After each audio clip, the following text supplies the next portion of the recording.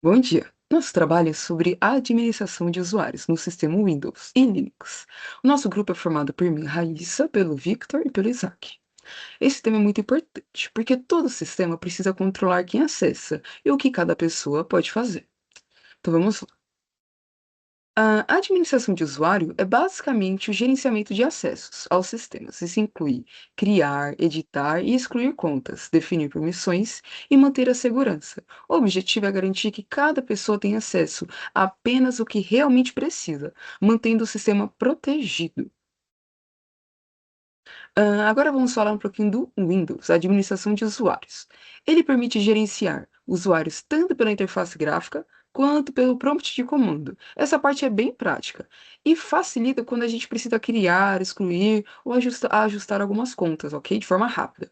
É ideal para quando a gente quer ter mais controle sem precisar abrir várias janelas. Aqui no slide a gente vê o quê? A criação do gerenciamento de usuários feito pelo prompt de comando para criar um novo usuário usando os comandos netuser, o nome do usuário, a senha, /add. Ele cria uma conta com uma senha definida, ok? Depois a gente pode adicionar o usuário a um grupo com net local group. Aí você coloca o nome do grupo e o nome do usuário, /add. E se eu quiser ver todos os usuários do sistema, eu uso o netuser. E para listar todos os grupos existentes, o comando é net local group. Simplesmente acontece. Esses comandos são simples, mas super úteis para administrar o sistema sem precisar abrir mão do painel de controle, tá bom? Aqui a gente consegue ter um exemplo prático mostrando como os comandos realmente funcionam. Para facilitar o usuário, utilizamos o net local, perdão, net user nome, o nome, a senha, o /dd. E para listar os usuários já existentes, usamos apenas o net user. Dá para a gente ver na hora o novo usuário aparecendo na lista. É uma forma rápida e eficiente de gerenciar o acesso ao sistema. Agora, no outro exemplo, a gente consegue mostrar como excluir um usuário. O comando é net usernome /delete. Lembra disso, hein? É importante, usar com cuidado, porque ele remove completamente a conta do sistema. Esse tipo de ação é usado quando o funcionário sai de uma empresa, por exemplo, para manter o controle e segurança, ok? Aqui vale lembrar alguns conceitos básicos. Cada usuário tem permissões e grupos, que definem o que pode ou não fazer. O administrador tem acesso controle total do sistema, e usuários comuns têm acesso limitado. Além disso, a linha de comando ajuda muito na automação e no controle rápido do sistema. Saber esses conceitos é essencial antes de passar para a parte do Linux, ok? Então vamos lá.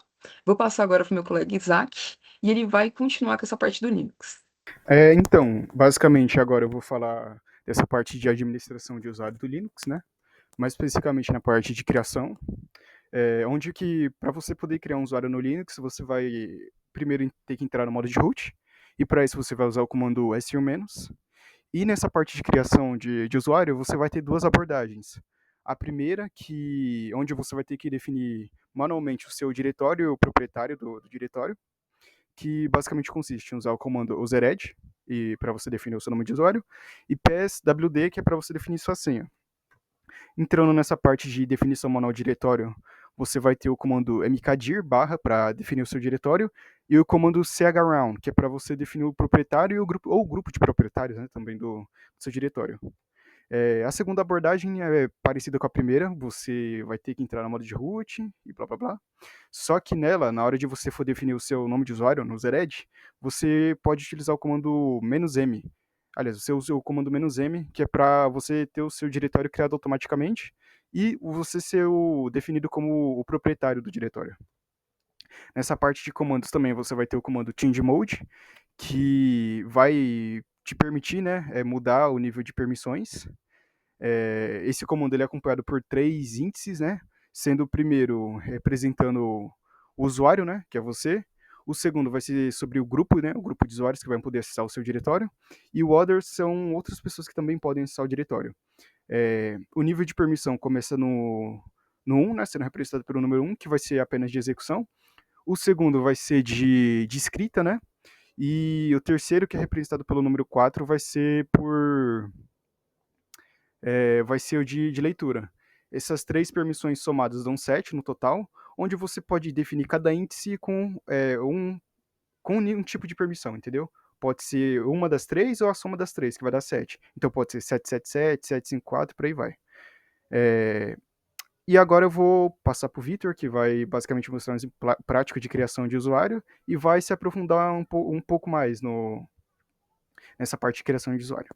Então, seguindo aqui o exemplo do Isaac, a gente criou um usuário, a gente atribuiu ele à sua pasta e seu grupo primário, e a gente verifica ali com o comando ls, né, depois o ld, que existe de fato essa pasta.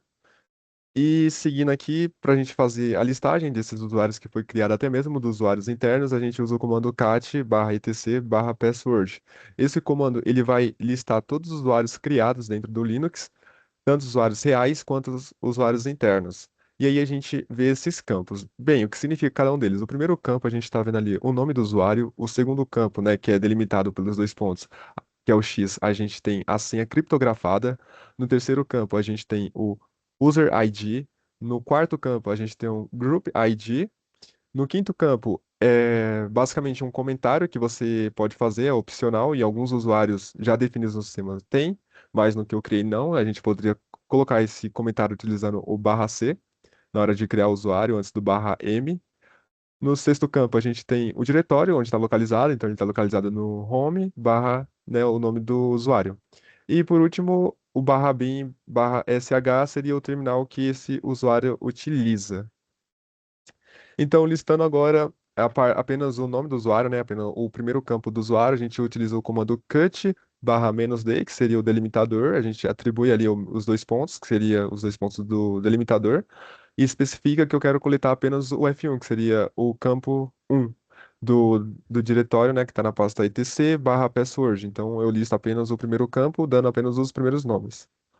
E para eu listar os usuários reais, eu utilizo o comando awk-f, atribuo ali qual é o delimitador, então estou atribuindo menos F, que é os dois pontos. Eu pego do cifrão 3, que seria o terceiro campo, que seria o user ID, daí verifico, se ele for maior que 1000, eu vou printar cada cifrão 1, que seria o primeiro campo, que seria o nome, da barra etc barra password. Ou seja, eu estou verificando se o usuário Linux ele é acima do ID 1000, porque os ID anterior a 1000 são usuários que a gente chama de usuários dos sistemas, e acima desse valor de 1000, a gente vai ter os usuários que a gente cria, né? Chamados de usuários reais. Então ali ele está imprimindo tudo na tela, todos os usuários que foi criado assim que eu criei o meu Linux e fui atribuindo os usuários por padrão. E como que eu faço essa alteração? Eu posso utilizar o comando whoami para verificar qual usuário eu estou localizado, e depois eu utilizo o comando su traço e o nome do meu usuário que eu quero mudar, alterar. No caso, eu coloquei o Victor321, e aí quando eu verifico novamente com o whoami, aparece o Victor321. E agora, e última parte, é deletando o usuário. Eu utilizei o comando anterior para listar esses usuários na tela para eu visualizar os usuários que existem, e aí eu utilizo o comando userdel e atribuo o nome do usuário que eu quero deletar. No caso, eu utilizei o Pedro, listo novamente e verifico que já não faz mais parte do meu grupo de usuários. Bem, a conclusão. A gente analisa então que a administração de usuários é essencial para o controle de segurança, e a gente também verifica que, mesmo sendo Windows e Linux diferentes, a gente tem o mesmo objetivo quando a gente está utilizando comandos no terminais. E saber desses comandos também facilita a automação e otimização de tempo. A gente não precisa estar utilizando a interface gráfica para fazer funções, otimizando muito nosso tempo. E basicamente é isso. Esse foi nosso trabalho, espero que tenha gostado.